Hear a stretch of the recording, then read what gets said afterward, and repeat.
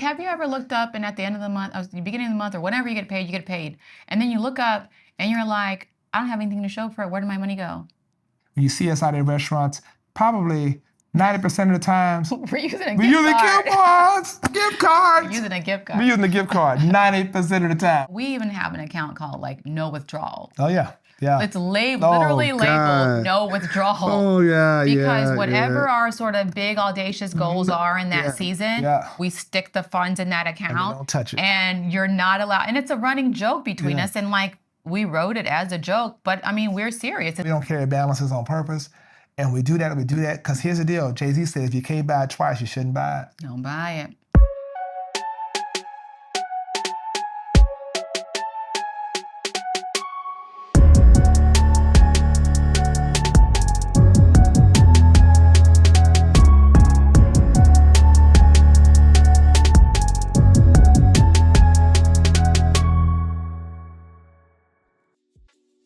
Well, hey, I'm Bishop. And I'm Dr. Steph. Thank you so much for tuning in to another edition of Couple of Destiny. Our life, our journey, our truth. And we're so excited to have you connected today, man. We are thankful to God.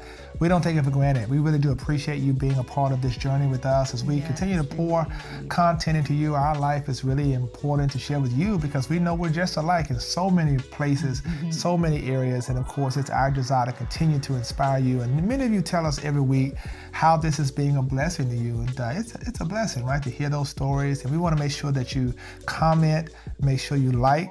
Make sure you subscribe and share with your friends and family. Please do that because that means a lot. That's how we want to make sure that you continue to just stay a part of this community, get notifications and all of that. And of course, I definitely want to make sure you follow my wife, Dr. Steph Walker. Follow me at Joseph Walker 3. Let us know. And guess what? Go to josephwalker3.org. Guess what? You can get the new book. It's out. It's called Pursue the Purpose, Piece by Piece. josephwalker3.org. Get your copy. Get a copy for your book club. Share it. You're going to know how to get in purpose. I promise you.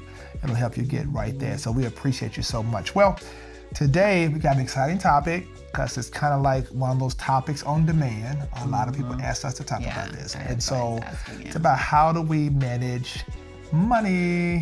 What's our plan? What's our system? What's our strategy? Yeah. And I think it's important to understand that to each person watching, please understand that everybody's situation is different. And we're not financial advisors. And we want to start out by saying, take this advice as wisdom from our own experiences, but make sure you get to a financial advisor, a fiduciary that can help you work through your own personal finances. But I think it's important, first of all, to start. And make recommendations that are specific to your lifestyle and goals. Yeah. So for us, when we talk about money, we can't talk about money, first of all, without talking about God. Because everything with us, every single dime, penny that ever comes into us, we always put God first. A portion of it goes. And people miss this, right? We always are trying to figure out the next, way to multiply and do this, do that. But you have to understand, listen to me, that tithing is the way to success in the financial realm. I believe with all of my heart. And I mean that in the sense of what the Bible says about it. About God will, I should not only open the windows of heaven and pour you out a blessing, but it is the rebuking the devourer. It is keeping your harvest safe from all of these crazy, manipulative schemes and contracts and things like that. Yeah. So it's about that. So I think that's important. It's something you said, a couple of weeks ago. We were hosting, professional students. Yeah, you were talking about, man, I've been tithing when I was in undergrad. Yeah, since I was a student in college, I was tithing from my refund checks from my scholarship. And that's real because I believed that God had his hand on me and I knew that I had purpose in me. And I wanted to show God that I was willing, ready, and able, and that he could trust me with much. I was showing him that he could trust me with the little bit that I had, so that if he did ever decide to bless me, he would be able to trust me with that. And oh boy, has he been a blessing. Yeah, and Right? so I think it's important, Matthew 6:33, but seek ye first the kingdom of God and his first. righteousness, and Yes. all these things Will be added. Yes. But So first you have to seek. you got to seek and you got to put God as your priority. And when you do that, I promise you the rest is history. So let's make sure out of the gate that we put God first. Now, after doing that, that's the 10% for us. How do you manage the 90? Yeah. And that's a strategy. Yeah. And for us, That's it real. really begins with every penny, every dime, every quarter, every dollar has a destination. Budget. You got to have a budget. Yeah. Because a budget tells your money where to go. And some people think, oh, you have to be broke to be on a budget, or you have to be. No, people who have money have budgets. That's why they have money, right? That's how they're able to keep their money. That they're able to direct where their monies are going. Allocation of resources. And they're able to control their money so their money situation doesn't control them. Wow. Right? Say that again. They're able to control their money and tell their money where to go so that their money situation doesn't control them. Wow. Like you're never to be a slave to money. Like, have you ever looked up and at the end of the month, or the beginning of the month, or whenever you get paid, and then you look up and you're like, I don't have anything to show for it. Where did my money go? That's because you don't have a budget, right? With us, whatever comes in, we know this is going here, this is going here, this is going here, this is going here. And the here's could be investments, it can be bills, it can be savings, it can be for specific things like travel or vacations or let's say if you have a construction project going on in your home, it can be clearly also for your emergency fund. Let's talk about that. Yeah. Emergency fund. Yeah, because I think the first thing you ought to do out of the gate is say, okay, let's work on putting aside 3 to 6 months, if we can, 3 months for sure, but certainly 3 to 6. 6 is very good. But of emergency fund. Like, what is my rent or mortgage? What is my, can I survive for at least 3 months if I lost a job or what have you? If I had a major emergency, could I survive for 3 to 6 months? So I think it's important to start putting that away and putting that away, because I think you really should, understand the power of sacrifice and saying, maybe we don't take that vacation this year until we get this emergency fund where we need to be. Sometimes people you just got to go, you got to be a part of the in crowd, and you look up and you're one emergency away from like financial devastation and dismay. Yeah. Paying yourself. So this is about paying yourself. Yes. It's about saying, how do we put this back until we can build that account? So one of the things that we try to do is have a separate account just for that. It's not touched. It's like restricted. It's like it's there. We know that's what's important. So making certain you have an emergency account saved up that's restricted. Not one you have a debit card on, one that it's right there. Right. And I put money there every single check just in case my tire busts out or something happens. Any kind of emergency you don't necessarily foresee, right? And especially if you're a homeowner, like homes are, after you purchase the home, that's not the expense of the home. It's the upkeep of the home and the little things that go wrong in your home. Or if you own a car, like that car is yours. You can't be like, oh, I'm going to give it back to you. If something goes wrong, you have to be able to pay for things that might perhaps go wrong with the car, a busted tire, like whatever. So most people are always thinking, when they're thinking basic budgets, like how much do these things cost up front? But then I would urge you to also put in cushions for those what if just in case emergency situations into each of those buckets. Yeah, absolutely. And so I think then what we do, and I think the budget piece is what a financial advisor helps you understand, allocating your money for your budget, your bills, and then looking at how do you then take away waste. How do you go through and say, we call them little foxes. Little foxes, all the little subscriptions, all the little stuff you're doing, that when you start really looking at it, you realize, I really do have enough money to do the kind of things I need to do. Like, for example, something really simple. Are you going to the grocery store and stocking up on groceries and then turning around and going and eating out every night? I mean, that's something so simple. Stay in front of people in the back of the room right now. Right?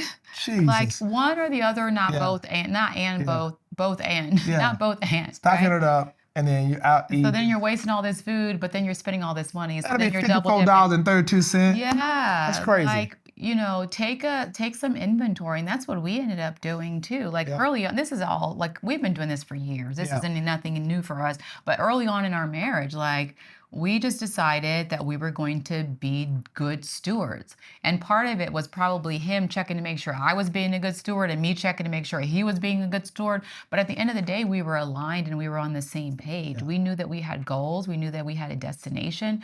And we knew that financially coming together, it wasn't just going to be willy-nilly. You do what you want to do.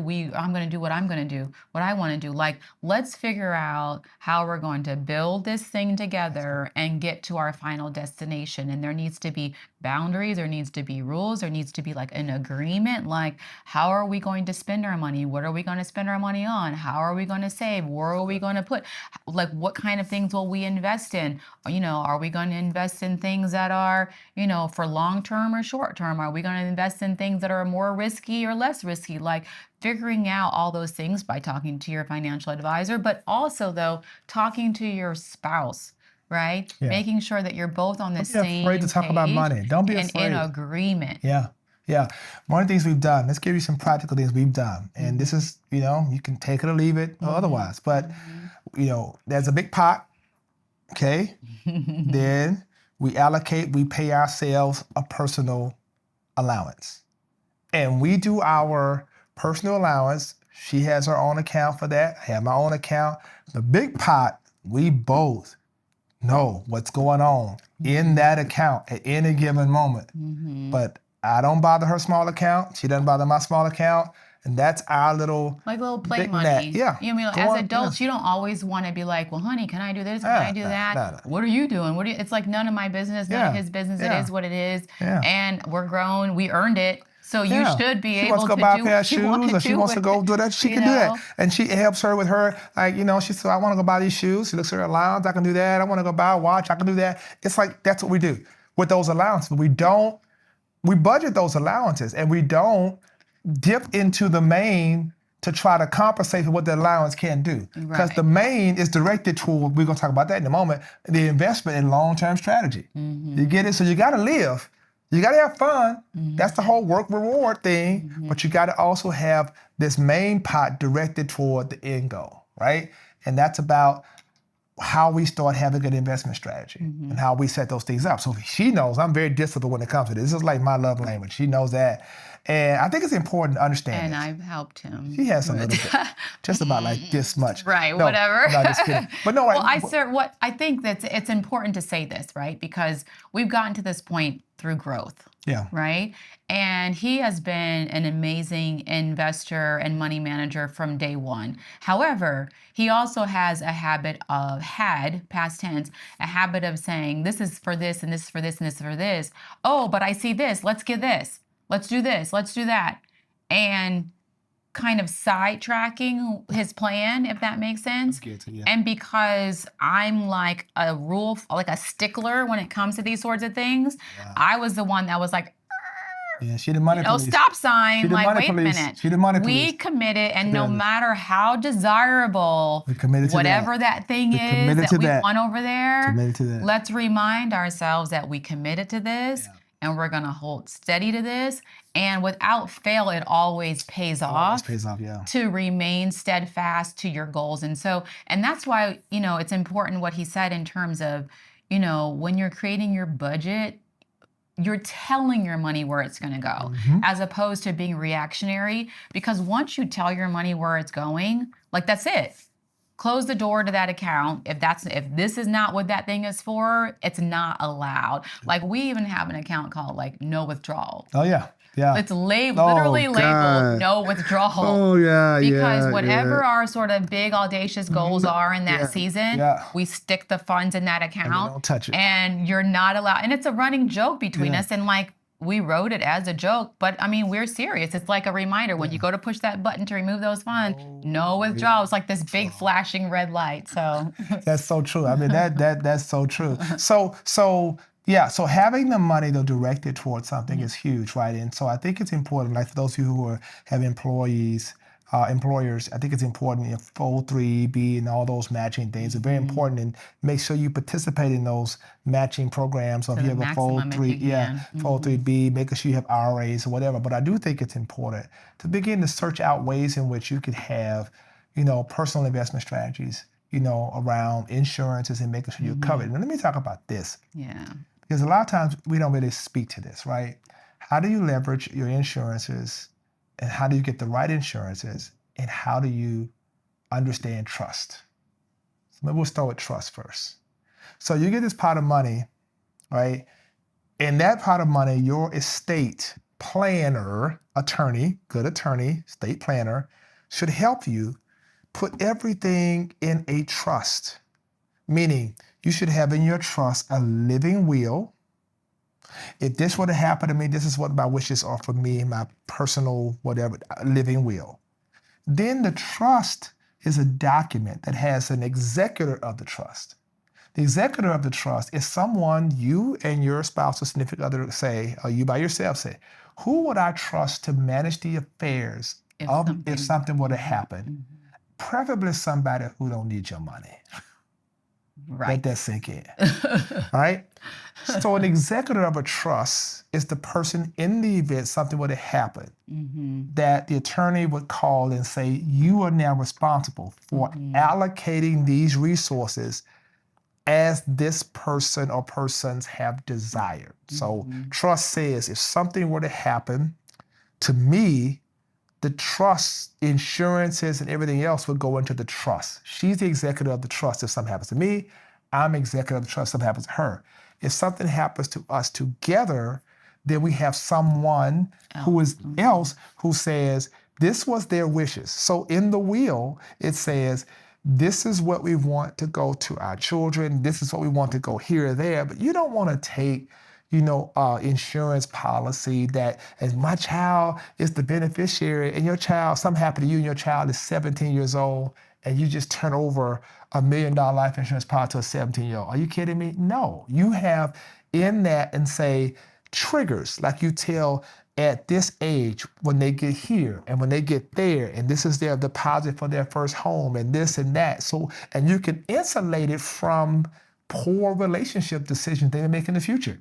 In other words, they may end up, marrying somebody who wants to take advantage of them, and you can insulate it in such a way where it's like it's for them and it's for these specific purposes. And so really talking to an attorney and talking to someone that can help set that up, because we think just having life insurance is enough.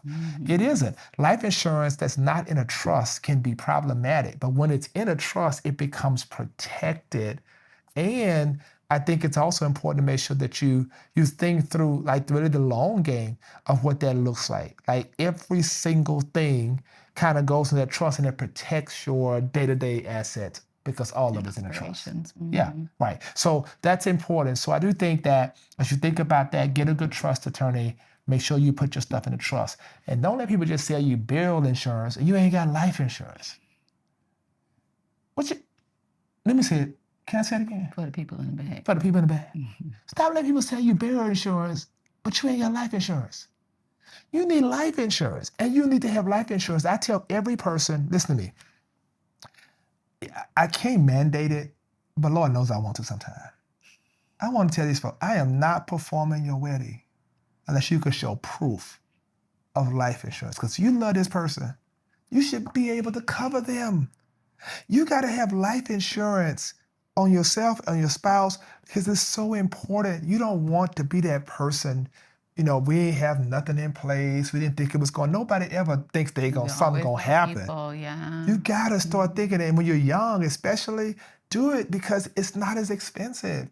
And make sure you talk to a financial advisor, someone who does insurance, because there's a lot of cool, unique ways you could actually invest money, and that money can be tax-free through life insurance products. Definitely. Ask around. You ask around. So I think it's important. So make sure you have the right insurances. Make sure you have trust. Make sure you have a living will. Do you know how many people, if you don't have a living will, do you know what happens? All your assets go to probate and some judge decides what's going to happen to your stuff. After the government takes After the government takes a little bit more than half sometimes. Isn't that crazy? So you have to think about these things. That's why it's so important to have these conversations. Stop walking around flossing and doing this.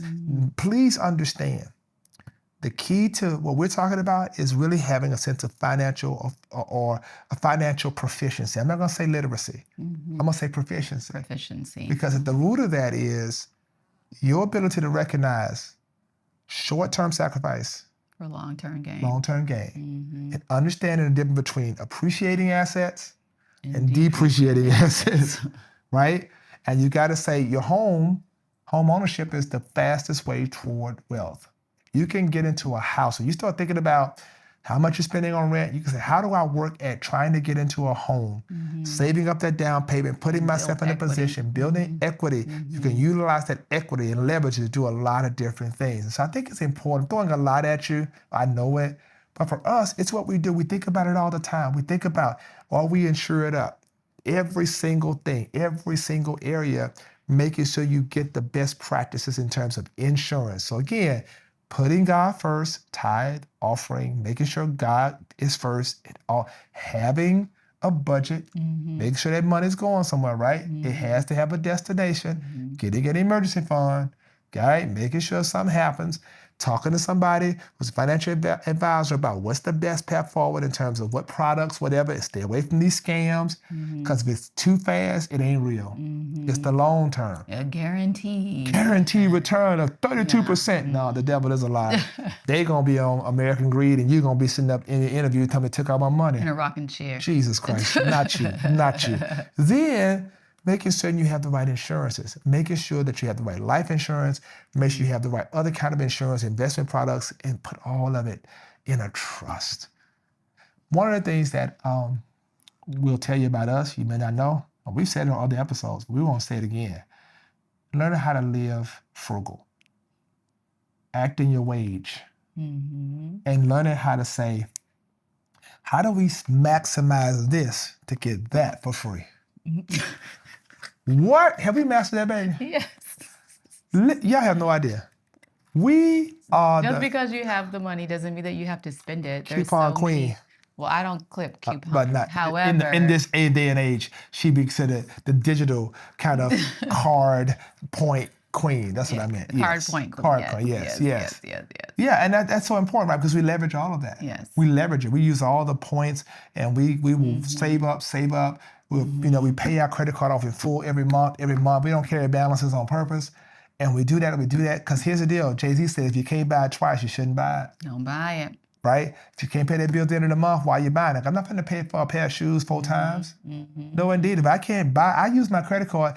I can have the money sometime. I put it on my credit card and pay it off at the end of the month. Well, you have the money all the time. Yes. But sometimes, instead of paying cash, you choose to use your credit card because you recognize that you can get points for that purchase.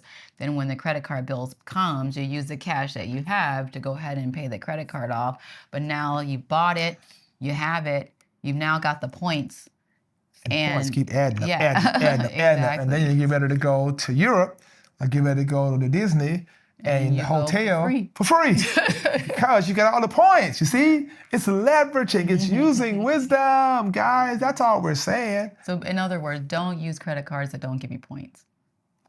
There's so many options out there. Talk to your bank. Talk to your whoever helps you with your finances to help you identify those things that pay you back for spending your money. Yeah. But again, don't use it's a slippery slope with credit cards. Like if you don't use them, if you don't have the money, right? I know that seems like an oxymoron. Well, why would I need a credit card if I had the money? Well, if you don't have the money, you'll be in a worse off place by using credit cards. And so, live beneath your means. Like I know people who are sitting on millions upon tens of millions, and they live like a pauper. Yeah. And you would never know. Yeah. And then they pop up with this big old giant house and 2 and 3 homes, and you're like, I didn't know you had that kind of money. Well, it's because they're not flossing, they're not flashy, they're not buying the latest trends. They're putting their finances in places that it matters, and they're getting, decent returns on their investment, and they're saving, and they're investing. So yeah. One of the things I'd like to invite you to do, it's just for you. Go find a investment calculator. There's a lot of good ones out there. Dave Ramsey has a good one out there. put in your age, put in how much money you have saved up, and then put in the amount of money you could save each month. And then it'll give you kind of return variable, like your return could be between 8% or 11% or 17%, whatever. Put in the most conservative number, and then put in the year you want to retire, or the year how long you want to continue that investment. It'll ask you what your current age is, how much you'll put in, and when do you want to do it. You put 20 years. You'll be amazed at what $300 or $500 a month over 20 years will do for your life. You'd be amazed at just saying, if I didn't have this and do that, and I just did this and set that and act like I never got it, you'd be amazed at what that would do. I'm telling you guys, we're just telling you because we want you to be blessed. Because when you are a part of this platform and you watch, we're not going to let you sit up and be broke. We want you to be blessed. Right. And don't fall into the trap of, I don't have any money to save. Because if you just take a step back and do some serious deep diving, you will figure out how much money just goes through your hands wastefully. Like, what did you spend on lunch? What did you spend at Starbucks? What did you spend on dinner last week? What did you went to some event and bought an outfit that you didn't need. You could have wore something in your closet. You just bought this brand new outfit. You wore it once. It's on the floor. Like, all of these little foxes, you got 10 cable boxes when you can just use YouTube TV, $39, you know, like however much it costs. Like, you need to think about those things that are small foxes and figure out how you can take those away. But since you were spending the money anyway, take that money and put it somewhere that can help you in the future. That is, guys. Well, listen, that's our little 2 cents. And, you know, we just continue to be very disciplined with that. When you see us out at restaurants, probably 90% of the times, we're using a gift cards. Gift cards. We're using a gift card. We're using a gift card. 90% of the time, we're using a gift card. I guarantee you. Like, oh, we just saw Bishop. Yep. Bishop with a gift card right here. Boom. That's how we roll, man. So, with other time, we at home, right? We at home eating, so that's what we do. So, listen, I hope this blessed you. Hey, this is just the way we want to help you with your finances. But get a financial advisor. In the comment section, if you want us to recommend some people, you know what? Just ask us. We'll recommend some people. But hey, you got to go out and do the research yourself. We thank you so much. Appreciate you tuning in. Don't forget, follow Dr. Steph, follow me, and make sure you get that new book, Pursue the Purpose. We thank you so much. I'm Bishop. I'm Dr. Steph. Until next time. Hey, if you enjoyed this episode and you were impacted by it, make sure you subscribe. And if you enjoyed this episode, check out this next one.